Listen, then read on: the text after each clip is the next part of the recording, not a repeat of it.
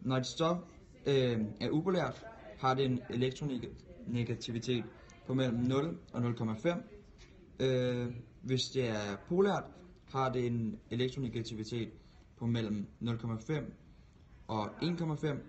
Og hvis det er en ionbinding, så er det over 1,5.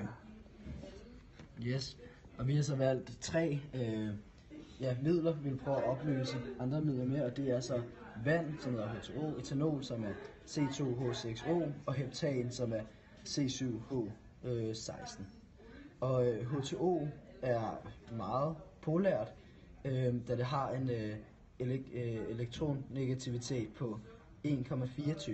Det regner man simpelthen ud ved at minus de 2 grundstoffer i gyldet med hinanden.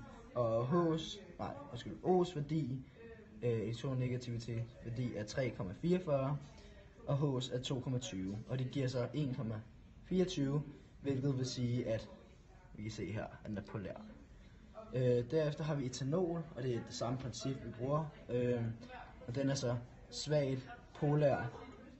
Den ligger lige i den lave ende af 0,5 og 1,5. Sidst med heptan gør vi præcis det samme. Vi minuser carbon, som er 2,55, hydrogen, som er 2,20, og det giver så 0,35. Det kan vi så se ligger i den høje ende af at være upolær, ikke? Det vil sige, at den er meget upolær. Og de 3 stoffer, vi så tester, vil vi prøve at blande op med 3 andre, ikke med 3 andre, men med nogle andre stoffer, og se om de kan blandes sammen. Og vi ved, at upolære stoffer, de kan blandes med andre upolære stoffer, hvorimod polære kan blande sig andre polære, men ikke polære med upolære. Så vi har lavet nogle hypoteser om, hvad der vil ske, når vi blander dem, og der hvor vi har lavet et minus, det vil sige, at de ikke kan blande sammen, og hvor vi plus, der kan de blande sammen. Og det kan vi se i skemaet her. Nu. Vi skulle lige pludselig sige, at det var altså din tur, og jeg havde ikke lyst til, skulle vi bare have sådan en god ske. Og nu putter vi noget kobbersulfat i heptanen. Og nu ryster det lidt. Skal ryste den godt, Kasper. Skal du huske. God rystning. Det var lidt for meget på det. Det er okay. Kan vi så se, bliver noget af det opløst? Nej, det gør det ikke. Det bliver overhovedet ikke opløst. Det danner sig som en klump nede i bunden. Yes. Og det var også som forventet, tror jeg nok. Okay. Ja, det var også forventet. Og så tager vi det med etanol. Kom med skeen. Og der er slet ikke meget her, nej. Det skal være halvanden. Det skal... Og vi vil nu på vores kobbersulfat ned i... Hvad forventer vi, Mads?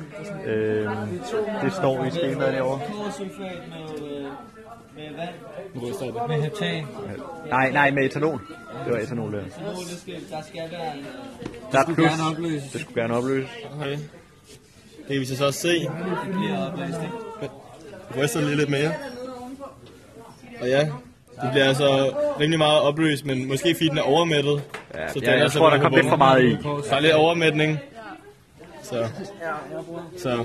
Men vi kan altså godkende vores hypotese. Hvad skål?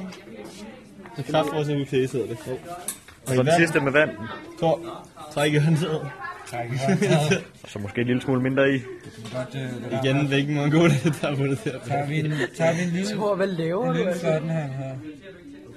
Det var rigtig flot. Og så skal du ryste lidt bedre. Så ryster vi. Lige lidt. Som du nu normalt gør Skal du bare holde hånden med Lucy. Opløsning. Den bliver totalt opløst, og det er som forventet. Yes. Sådan der. Okay, vi hælder nu olie ned i heptan. Ja, så er der roligt. Prøv at tage den op. Der kommer meget. Jeg kan ikke ryste det her. Nej, var der for meget? Ja, det er fuldt oppe. Og du kan se, at det bliver delt, eller det bliver blandet, gør det ikke? Det kan vi se. Vi venter lige. Jo. Det ser ud til at være fint. Det bliver sådan blandet ind i. Vandet ser sådan tykt ud. Ja. Og det var også det, vi forventede. Så hypotesen bliver bekræftet. Yes. Og så gør vi det så med etanol. Næste. Og jeg lader være med at putte så meget olie i den her. Stille og roligt med olie, ikke? Det var meget. Og det her var olie med etanol, ikke? Jo. Hvad skal du med den? Bliver det bruset eller hvad? Det bliver i hvert fald, der kommer meget. Er det ikke bundfald? Nej, det er blandet. Det er da blandet, gør det ikke? Jo. Ja, det ser ud til at være meget blandt sammen. Det er ikke helt som vi forventede, men... Det bliver blandet. Ja. Og i vand, der er på kraft, der forventer vi vel, at det ikke bliver blandet. At det... Bliver skilt. Ja, at det skilles. Ja. Silvervand og olie. Jeg prøver det Men forventer vi ikke, at der kommer sådan en form for lag af de Jo, forskellige? at det er sådan øverst og nederst. Ja. Kan vi se et lag? Nej, det kan vi fandme ikke. Jo. Man kan godt se, at det ligger øverst. Man kan godt se, at det ligger Man i kan sådan ligge i nogle sådan klumper. nogle klumper. Det ligger som bobler. Så det vores hypotese er bekræftet i hvert fald for vand. Yes. Og så opløst med acetonen nu. Og hvad var det for en? Det er acetone, og det her det er vand. Og ja, det ser ud som om, at det er blandet. Opløst, ja. Ja. Vi har en klar farve i hvert fald. Og så har vi her etanol. Det ser også Og det ser også meget opløst ud. Der er i hvert fald ikke noget farveskift eller noget. Så ja. Og det ser ikke særlig opløst ud, hvad? Og så har vi her, til sidst har vi etanol. Heptan. Det ligger i bunden, ikke? Og her der er helt klart farveskift, og der er ikke en opløsning. Yes, det svarer også overens med vores hypotese. Ja, ved vand bliver det opløst. Det er også med etanol, men ikke med heptan.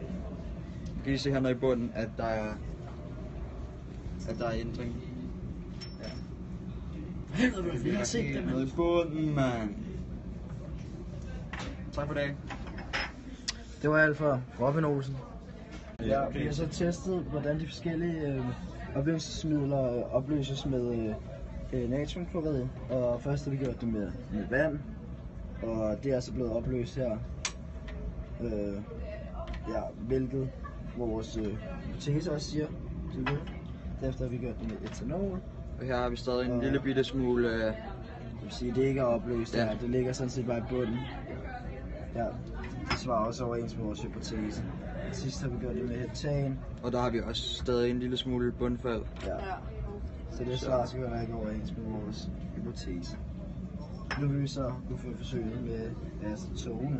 De har ikke engang titler på, vi står og bliver der filmet her. Her har vi jo så vand og psykose. Ja. Og som vi kan se, så vores hypotese var, at den ville blive opløst. Og det er den jo så nok også, tror jeg. Den er opløst. Derved kan vi se vores det der korrekt hypotese rigtigt. Nu gør jeg. Ja, altså jeg gjorde også før, men altså, nu stoppede den bare lige. Kan man se det? Kan vi lige se, at den er... Er det opløst? Nej, det bliver det sgu da ikke. Og det var etanol og... Okay. Etanol og psykose. Men den er jo opløst. Den er opløst. Sygt. Og hvad med det sidste? Så heptan, psykose. Der regner med, at den ikke vil opløses. Og det gjorde den så heller ikke. Det er jo lige perfekt.